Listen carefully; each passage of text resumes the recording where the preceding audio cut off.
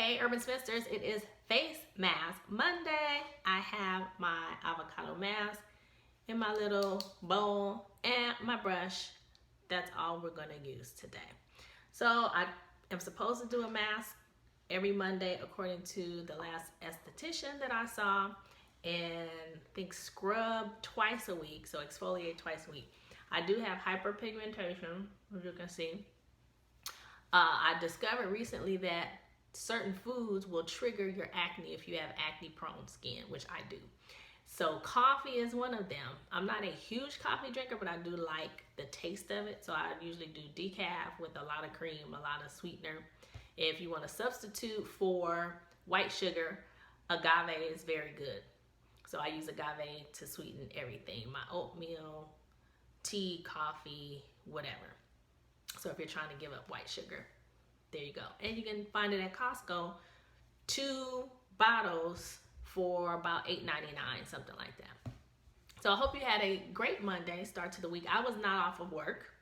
It's Columbus Day or Indigenous Peoples Day. I was not off work. I had to go in. And I also had to get a flu shot because where I work, they require us to get a flu shot. I declined it every year up until they said you can't decline it anymore without this whole panel of people to go over the reasons why you claim you can't have the flu shot, whether it's religious reasons or some type of allergy or something like that. I got sick from the flu shot. I think it's from the flu shot because I have not been that sick before or since. One year, way back in '99, I believe, is when I took the flu shot for the first time, and I was sick. So what I did today, after I took the shot, I took 2 aspirin, and then I have to remind myself to take some vitamin C and echinacea, kind of really get my immune system boosted, because they always say that, oh, well, it didn't cover this strain or that strain, and that's why you got sick. You didn't get sick from the actual medication. Well, I don't believe that. So anyway, let's get into our mask. I wanted to talk as much as I could before I started because you know it starts tightening on you. But my last video, I was talking about following your instincts and how a lot of time we as women, we have this women's intuition, but we don't follow it because we're made to feel bad when we do. So we tend to get in the habit of imposing guilt on ourselves because we've been told that, you know, you need to act a certain way or be a certain way. Recommendation for you ladies out there in corporate America: Nice Girls Don't Get the Corner Office. It is an amazing read. Actually, I listen to it because I'm in the car a lot. So I listen to the audio book. Wonderful. And it talks about the differences between men and women and how we act in the workplace and why sometimes we don't get that promotion or the corner office because of how we were raised. We were raised to kind of, I won't say be meek, but definitely nice girls and respectful. And men just say what they want. This is how it is. And they move on. They don't think about how it's going to affect someone else. And we as women, as nurturers, we always are thinking about how someone else is going to feel. Men don't do that. That's why they get what they want a lot of the time. So going back to this ex-boyfriend of mine where I didn't follow my instincts the first time, I met him. And I met him at a party.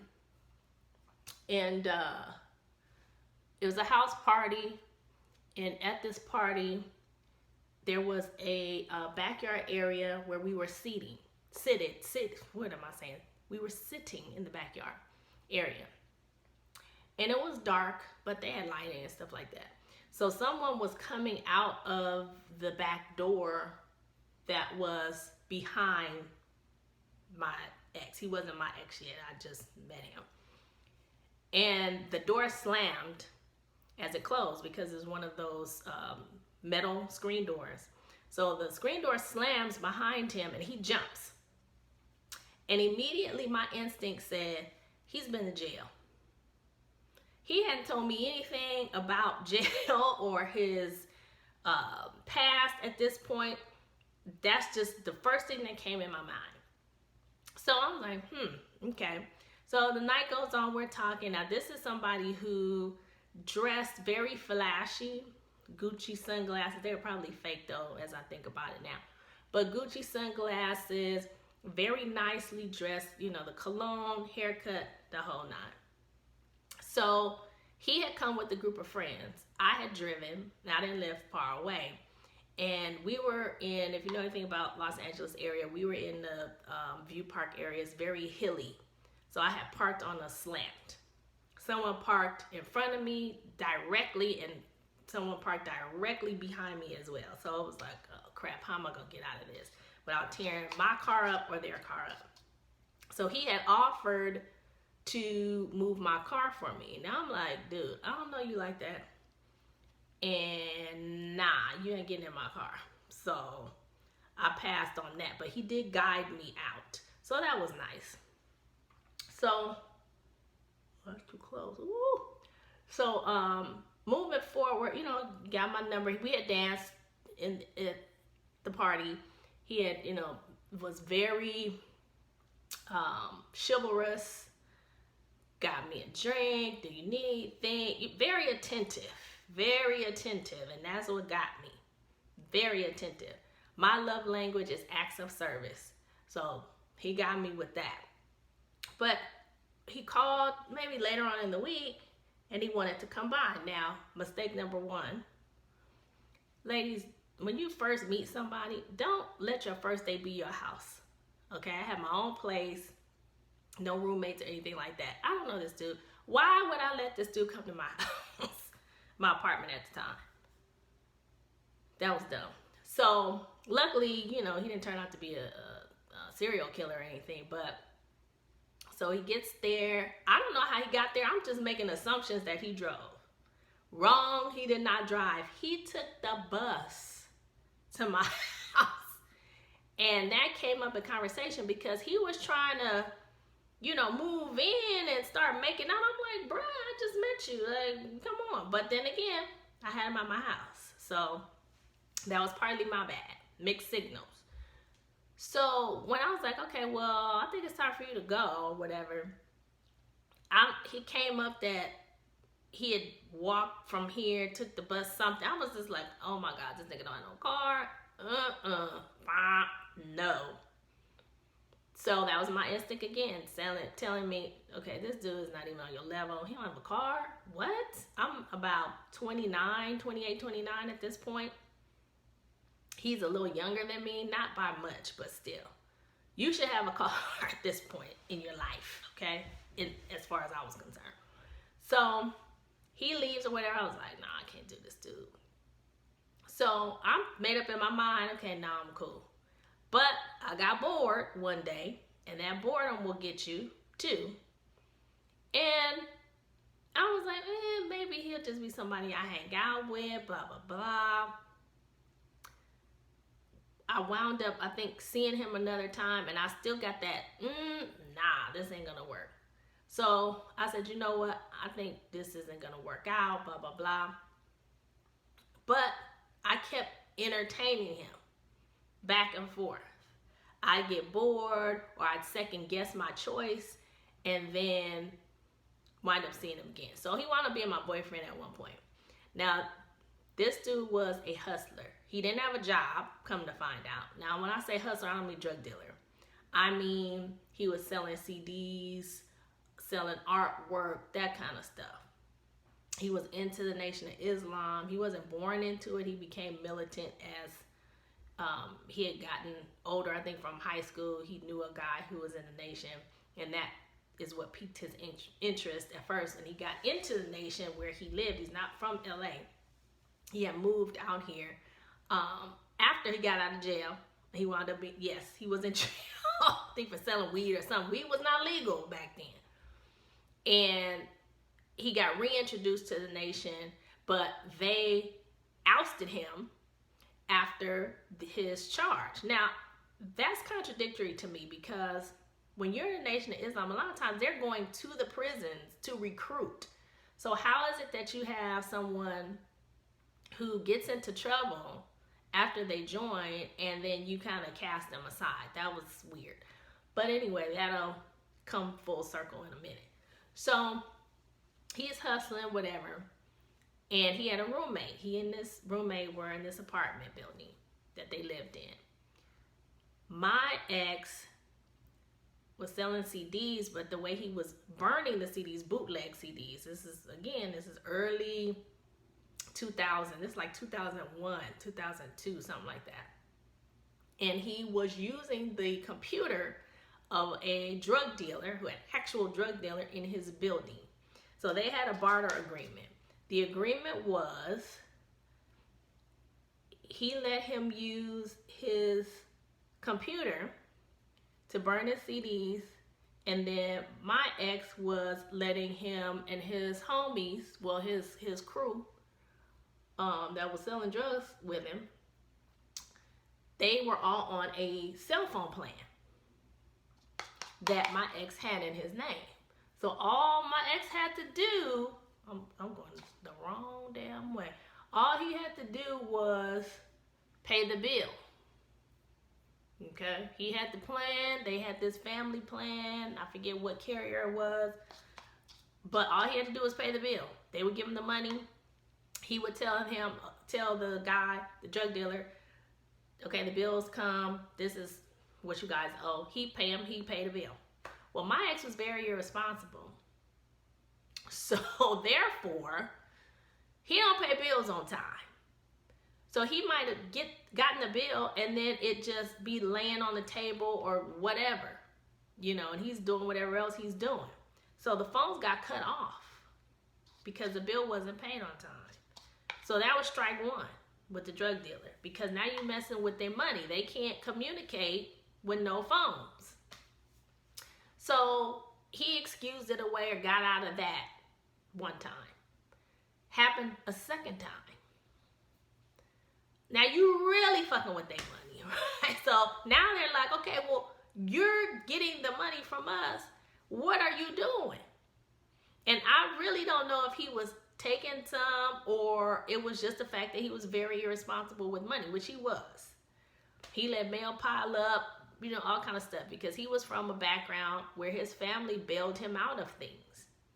So he had no accountability for his actions, which became very detrimental to his health because when it happened that second time, now let me go back to the first time the phones got cut off. I was able to pay and get it back on, but it was probably a partial payment because it was there were late fees involved, and I guess the drug dealer was like, hey, I gave you the money to pay the bill, so you need to pay the bill what I gave you. So in actuality, it was a partial payment. It wasn't full payment. So the phones get cut back on, but there's still this lingering balance in addition to the new charges. So I think that's what happened. So he got caught up with that again when the phones got cut off. So all I know is I get a call. I'm at the nail salon one evening that he needs to be picked up. Again, he on a car. He needs to be picked up. He's in the middle of the street somewhere, not far from where I was. He had gotten his ass whooped by the drug dealer and his crew for messing up their money. Phones get cut off again. What are you doing? This is street justice, okay? You can't play with these type of people, and you live in the building that this dude lives in. So now he can't live there. They beaten him up, pistol whipped him, took all his merchandise, okay? And he's calling me to pick him up. I go pick him up. He's all cut up, bruised, and all that. Take him to my place, get him cleaned up, patched up, all that, run to the drugstore and get ointment and bandages and all this mess. Oh, and when I met him, he had a blood vessel burst in his eye, which is why he had the Gucci sunglasses on. I forget what that was about. But anyway, could have been some other drama. So he can't go back to this apartment. So I'm just like, Now, going back to the Nation of Islam, they had ousted him for his charge and his drug charges, marijuana sales, whatever it was. So they weren't messing with him. He didn't have anywhere to go. His family was not here. They were in another state. He had moved out here to be closer to his child, whom he had in college, and the child's mother was from this area. So I'm it, basically, and I'm just like, oh, crap. So I let him stay with me, but it wasn't long because I didn't feel right about it in my spirit. It wasn't like, okay, we're together, we're gonna live together until we get married. It wasn't that type of situation. It was like, okay, you need a place to stay, I have a place to stay, we together, so I guess I need to, I felt obligated, really. So he stayed with me. Wasn't long though, because I was like, dude, you gotta get your own place, because I was hiding it. And when you're not doing something that you feel is right, you will hide things from your friends, your family, or my family mostly. So he only lived with me for maybe a couple months, if that. And he wound up getting a job because I helped him study, and he wanted to be an EMT. So I think he cheated on the test. And he got a job first as a dispatcher for an ambulance company. Then he wound up actually being an EMT. But he was making enough to get himself a studio apartment. So I was like, okay. And it was like a load, just was like, whoo, when he left my house, because I did not want to live with him. It was just, I felt obligated. But, all that to say, and there's more to this story. There's more to the saga. There's a part 3 and a 4 probably. This is like 1 and 2. But if I had followed my instincts from the beginning, when that door slammed and he jumped, and I was like, he's been to jail, what's going on? And then this whole thing with the not having a job, not having a car, that basic stuff. You don't need to go further. You don't need to collect more red flags. You get one red flag, let that be it. And I think we continue to move forward in these relationships, even when we see it's not right from the beginning, is because we're getting that pressure from friends and family. Oh, girl, you can help him. Oh, girl, you can change him. Oh, all he needs is a good woman. That's all bullshit. Okay? Because that's why I'm single now, because I spent so much time entertaining idiots. You waste a lot of time. So if you don't feel right about somebody when you meet them, let that be it. Don't worry about what this person or that person is saying. They are not living your life. They're not paying your bills. They're not in your house. They are not losing the peace that you're losing by being with someone that you should not be with. Okay, so that's it for tonight. I'm going to put the rest on and let this dry. And I haven't eaten. I got home, dealt with my dog, changed my clothes, got ready to record. So I hope you liked the video. Please subscribe and share. What was that? Oh, my light just went out. Oh, crap. My vanity light just went out. I don't know why. Maybe it's on the timer. I just moved in this house. Like, this is my 3rd week. But I'm not going to roll over there and try to mess with these lights right now because I don't feel like editing. So anyway, editing even more than I need to. But like the channel, subscribe, share. I will list all of my links down below. Make sure you comment if you want to send me a message and have a topic you'd like to discuss. You can email me. My email information is in the About section of my channel. UrbanSpinster.com is the website. Urban Spinster is the podcast as well. And follow me on all social media at Urban Spinster XO. All right, I think I covered everything for tonight. All right, I will talk to you soon. Have a good night.